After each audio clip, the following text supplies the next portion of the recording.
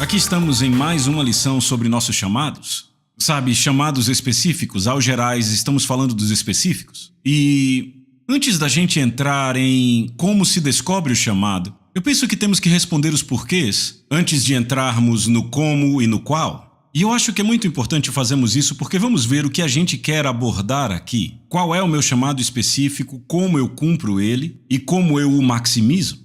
Vamos começar pelos porquês. Primeiro de tudo, vamos fazer a seguinte pergunta, certo? Por que é importante saber qual é o seu chamado específico, certo? A primeira razão pela qual é importante é manter o foco correto, certo? Para que você não seja empurrado em direções que são contraproducentes por causa das correntes da vida. Deixa eu te dar um exemplo disso. O cara que foi meu padrinho no meu casamento é um amigo muito próximo a mim. Antes mesmo de eu ser salvo, ele me ensinava a Bíblia em estudos bíblicos na universidade. Sexta-noite, lá estava a concordância, a Bíblia, não tínhamos computadores. Concordância, Bíblia e uma pizza do Dinos. Assim era a nossa sexta-noite na fraternidade, enquanto todo mundo lá fora se embebedava. Ele se formou em contabilidade. E a propósito, ele não é contador hoje em dia, é pastor. E esta provavelmente é uma razão principal para isso, mas ele estava trabalhando para uma grande indústria de petróleo. Se eu disser o nome, vocês conhecem, e essa corporação tinha uma filosofia que era: nós pagamos mais que qualquer concorrente. Eu tive uma oferta deles, e essa oferta pagava mais do que as outras 30 ofertas que eu tive quando eu estava me formando na minha universidade. Então, eles pagavam seus funcionários melhor do que qualquer um em toda a indústria, mas eles trabalhavam de 60 a 80 horas por semana. Então, ele era um contador naquela época, ele estava no escritório com outro contador jovem e estavam exaustos. Estavam, tomando café para ficar acordados, mas tinham que terminar aquele trabalho. E o meu amigo, chamado Matt, ele olha para o outro cara e diz assim: por que a gente está fazendo isso? E o amigo dele olha para ele e diz: dinheiro? E o Matt, de repente, pensou: eu sou um escravo disso. O que eu sou realmente chamado a fazer? E foi isso que fez ele buscar mais a Deus, e ele é pastor hoje há, 30 anos. Pastoreia uma grande igreja na Costa Leste, mas então, eu quero que vocês imaginem isso, ok? Se eu fosse um barco, vamos dizer que eu sou um barco, ok? E eu estou no oceano. Sabia que o oceano tem correntes? Eu nunca esqueço, um amigo nosso nos levou para pescar. Eu não sei se você estava, Arden. Sabe, a gente tinha que ficar nesse ponto específico para pegar algo, mas a cada 30 segundos a gente se afastava, e eu perguntava a ele que distância nós nos afastamos aqui, e ele dizia cerca de 100 metros. E eu pensava: a gente se afastou 100 metros, eu falei 30 segundos, exagerei, era mais ou menos 1 minuto, certo? E a gente ia se afastando. Então, se você estiver num barco e estiver no oceano, sabe o que acontecerá? Você será puxado pelas correntes, ok? Levado de um lado para o outro pelas ondas. Mas se eu ligar o meu motor, o que acontece? Agora eu posso voltar para o meu lugar de pesca desejado, ou posso voltar para a doca, posso ir para onde quer que seja meu destino, e aquela corrente não vai me incomodar. Talvez sim, eu tenha que lidar com isso, mas aquilo não vai me impedir de chegar no meu destino final. É assim que as pessoas são na vida, pessoal. Sabe o que comanda a vida delas? É ganhar dinheiro e gerar renda, pagar contas, e elas estão existindo, não estão vivendo. Você não estará vivendo até fazer o que Deus te criou para fazer. Então, Salmo 37:23 diz assim, eu amo isso: o Senhor direciona os passos dos piedosos. Ele se deleita em cada detalhe das suas vidas. Oh meu Deus, eu estou pregando para mim mesmo e me alegrando aqui só nesse versículo, entende? Eu quero que você note, ele direciona, ele não força, ok? O diabo quer empurrar pessoas, ele quer forçar as pessoas. Mas Deus nunca pressiona ou força, ele direciona. Ou seja, depende de nós ouvir, certo? Então pense na direção do Senhor como um GPS. Esse meu amigo que tem um barco de pesca, quando acabamos de pescar, se ele dissesse: John, volte para a doca, ficaríamos ali a noite inteira até acabar o combustível. Porque eu literalmente não conseguia ver o horizonte, não tinha nem ideia de onde estávamos, mas ajustamos o GPS, ligamos aquele motor e aquele barco voltou para a doca de onde saímos. A direção de Deus em nossa vida é como um GPS. Então Deus tem um GPS interno em nós. E sabe o que é? É o chamado que Ele criou para nós. Lembra? Ele criou esse chamado, Efésios 2:10, de antemão e vamos falar o quanto é essa antemão, mas esse é o GPS, a direção do Senhor em nossa vida é o nosso GPS. Se formos intencionais, cumpriremos nosso chamado divino. E Ele está interessado, eu quero que vocês notem a última parte desse verso, que diz, Ele se deleita em cada detalhe. Agora, se Deus se deleita em cada detalhe da nossa vida, você não acha que Ele está interessado em nossa vocação? Eu diria que sim, você também não. Segundo ponto, por que é importante saber seu chamado específico? Segundo ponto, você irá usar os dons que lhe foram confiados efetivamente? Isso é muito importante. Deus equipou todos nós com dons e sabe para que Ele nos deu esses dons? Para nos ajudar a maximizar o que fomos chamados a fazer. Certo? Se você olha os dons e os chamados, a Bíblia diz, os dons e os chamados de Deus são irrevogáveis. E mais tarde nesse curso eu vou falar disso. Mas Ele nos deu esses dons para nos ajudar a fazer o que fomos chamados a fazer. Veja Romanos 12:6, eu amo isso. Diz, Deus nos deu diferentes dons para fazermos certas coisas. Para cada um de nós é uma coisa determinada, certas coisas. Bem, se observarmos nossos dons, eles podem operar em algumas áreas para as quais nós não fomos chamados. Certo? Tipo, ok, vamos dizer que eu tenho um carro de corrida e tenha um trator. Certo? Digamos que esse carro de corrida e esse trator representam nossos dons. Esse carro de corrida foi feito para correr numa pista de corrida. E aquele trator foi feito para trabalhar num campo. Mas digamos que o motorista do trator diga, rapaz, mas o que é popular mesmo é carro de corrida, 150 mil pessoas assistem todo dia. Eu quero dirigir meu trator numa pista de corrida. Adivinha, você pode dirigir um trator numa pista de corrida. Você não será muito eficiente, todo mundo vai te dar uma surra, mas você pode fazer. Agora imagine o piloto do outro carro. Eu quero estar no campo, quero arar o campo. Sabia que um carro de corrida pode trabalhar num campo? E talvez até arraste alguma coisa. Ok? Mas ele não está na área para a qual foi efetivamente criado para maximizar o seu potencial. Então Deus nos dá esses dons, e esses dons são coisas que se sobrepõem. Eu agora mesmo poderia dizer, eu quero ser um homem de negócios, eu quero começar um negócio, eu quero usar os dons que Deus me deu. Eu posso operar no mundo dos negócios até certo nível, mas não chegará nem perto de quando eu estou atrás de um púlpito ou numa mesa, falando para tigres famintos como vocês, pessoal, vocês estão com fome, dá para ver. Então você precisa ter realmente certeza de que você está maximizando aquele dom na área para a qual você foi chamado. Eu tenho um amigo que pastoreia uma igreja, e na sua igreja ele tem um cara, e esse cara começou com uma oficina, ele consertava carros, e o negócio dele explodiu, ele era muito bom. E ele continuou aumentando, acrescentando mais coisas ao negócio. Bem, a mente dele, por ser tão técnica, também o tornou um grande professor da Bíblia. E ele levou meu amigo, que tem uma igreja enorme, e o levou para almoçar e disse, quer saber? Eu quero servir melhor a Deus, eu estou cansado de consertar o carro das pessoas, eu não acredito... Sabe, que isso vai edificar o reino de Deus tão eficientemente quanto eu começar a ensinar a Bíblia em tempo integral. E o pastor, muito sábio, disse, não faça isso. Se você fizer, você sairá do chamado de Deus para a sua vida. Sim, você pode ensinar a Bíblia, mas você é muito melhor com carros. Ele disse, seus filhos ficarão desiludidos, sua esposa ficará desanimada, você sofrerá financeiramente. E ele continuou falando, sabe, aquele cara ficou bravo com meu amigo. Deixou a igreja e ele foi para a maior igreja da cidade, era uma cidade enorme, e eles o contrataram como um pastor-professor. Sabe o que aconteceu? Depois de algum tempo, as finanças secaram, a sua esposa começou a ficar desiludida, seus filhos se afastaram de Deus. Ele voltou para almoçar com aquele pastor amigo meu e disse, tudo o que você disse estava certo. Minha esposa está assim, eu estou desanimado. Então, ele renunciou e voltou a consertar carros, certo? Uma noite, ele dormindo, ele teve um sonho e Deus mostrou a ele como diagnosticar um problema num carro com um computador conectado. Agora, estamos voltando aqui vários anos, certo?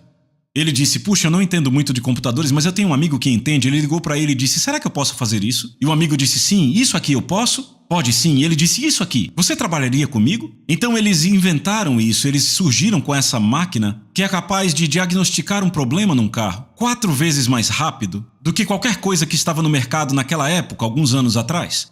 Sabe o que aconteceu? A CarMax estava começando e tinha propriedades em 5 estados e disseram, nós queremos a sua oficina com a sua máquina de diagnóstico em cada uma das nossas concessionárias em 5 estados diferentes. Ele voltou ao meu amigo e disse, pastor, meu chamado é consertar carros. Então, ele tinha habilidade para ensinar a Bíblia, e Deus quer que todos ensinemos a Bíblia. Mas ele estava usando isso na área errada. Deus tinha chamado ele para ser um mecânico e ter um negócio e dar financeiramente ao reino. Isso não é bonito? Eu amo essa história. Então, o segundo porquê, certo? Vamos ao segundo porquê agora. Por que é importante viver no seu chamado? Perguntamos por que é importante conhecer o chamado agora. Por que é importante viver no chamado? Número 1, você vai ficar satisfeito e pleno. Veja Gálatas 6,4. Prestem muita atenção à sua própria obra. Eu amo isso, a sua própria obra. Porque assim você terá a satisfação de um trabalho bem feito. Note isso, satisfação, realização. Sabe o que acontece quando você está no chamado da sua vida? Você exala vida. Você exala energia, sabe? Eu estudei para ser um engenheiro, mas eu tinha pavor de entrar naqueles escritórios da Rockwell International todos os dias. Agora, eu mal posso esperar para me levantar e fazer o que Deus me chamou para fazer. Não vejo a hora de pregar para as pessoas no Brasil, onde estive semana passada. Eu estou animado para ir para o Vietnã e para Singapura no mês que vem. Eu simplesmente fico entusiasmado com isso. Isso cria vida em você quando você está no seu chamado, você entende?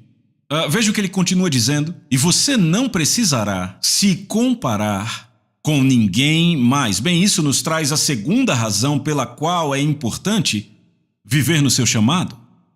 Você não terá inveja do que as outras pessoas fazem. Ok? Eu tenho amigos que são atletas profissionais, eu tenho amigos no mundo dos negócios e todos eles bombam. Eu não os invejo. Eu admiro eles, mas eu não os invejo. Por quê? Porque eu estou muito realizado fazendo o que Deus me chamou para fazer. Não importa qual seja a sua vocação, seu chamado, se for ser uma mãe de 3 filhos em casa, não importa se for ser um homem de negócios ou estar no governo, você nunca vai invejar o que outra pessoa está fazendo em outra arena da vida se você estiver no seu chamado.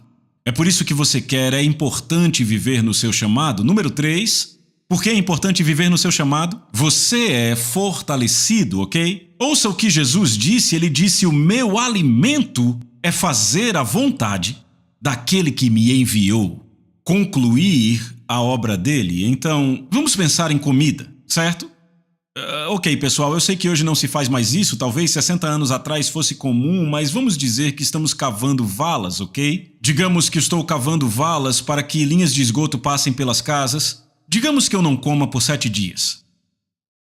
Você acha que eu teria força para passar 8 horas cavando? Nunca. Nunca. Se eu fosse um jogador de futebol americano e não comesse por 7 dias, o que eu seria capaz? Sei lá, se eu jogasse no ataque, eu teria capacidade de correr, ou na defesa, será que eu teria força para bloquear daquele jeito, com tanta energia? Eu nunca conseguiria. O que o alimento faz nos dá força.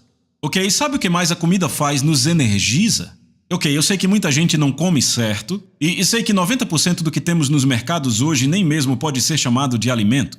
Mas deixa eu te desafiar. Decida que você vai fazer um copo, um suco de espinafre, cenoura, maçã, gengibre e couve. E você bebe aquilo, você ficará cheio de energia. Ok? Porque o alimento te energiza, estar no seu chamado te energiza.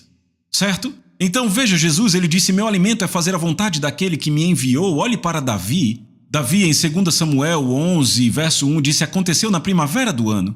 Na exata época em que os reis saem para a batalha, Davi enviou Joabe e seus servos com ele, e todo Israel, e destruíram o povo de Amon e cercaram Raabe. Mas Davi permaneceu em Jerusalém. Era o tempo em que os reis deveriam ir para a batalha. Guerra. Davi tinha o título de rei, certo? Mas ele não estava operando como rei. Não estava sendo energizado. Ele não tem força. Ele sai para a varanda, lá está Batseba e temos uma longa história aqui. Certo? Está feito. Ele não tem forças para resistir. Por quê? Porque não está fazendo o que ele foi criado para fazer, seu chamado. Jesus disse: o meu alimento é fazer a vontade, fazer. Você fica energizado ao fazer a vontade. E também Jesus disse concluir a sua obra. Então não é só começar. Muita gente começa, mas se trata de concluir a obra. Jesus concluiu a obra que Deus lhe havia dado para realizar. Agora, quarta razão pela qual é importante viver no seu chamado: você florescerá e será recompensado nesta vida. Rapaz, isso é muito importante. Você florescerá e será recompensado nesta vida. Sabe, nos anos que eu tenho servido a Deus, eu tenho visto tantos ministros, eu tenho, sabe, falado mais sobre ministério hoje em dia, porque é a área na qual eu estou envolvido. Tenho visto ministros que são genuinamente chamados para o ministério, mas não estão mais fazendo isso pelo poder e pela graça de Deus. Estão apenas mantendo na sua própria força. Então eles são como Davi, não estão engajados, não têm paixão, não têm energia, não têm vida. Sabe, quando eu era jovem, eu costumava encontrar, sabe, enquanto eu me preparava em meus anos de serviço, eu encontrei ministros que tinham tanta vida. O meu trabalho era dirigir com eles, pegar eles no aeroporto e levá-los para a igreja, e havia, literalmente, ministros que sentavam ali do meu lado e traziam tanta vida àquele carro que eu queria ganhar o mundo quando eu deixava eles no hotel. E havia outros ministros que se assentavam ali e parecia que uma tonelada de peso caía sobre mim, e eu tinha que tomar um banho depois de deixá-los naquele hotel. Qual a diferença aqui? A diferença é que um estava engajado com o seu chamado e o outro agora apenas executava uma ocupação. Ok? Bem, e isso transcende para todas as áreas.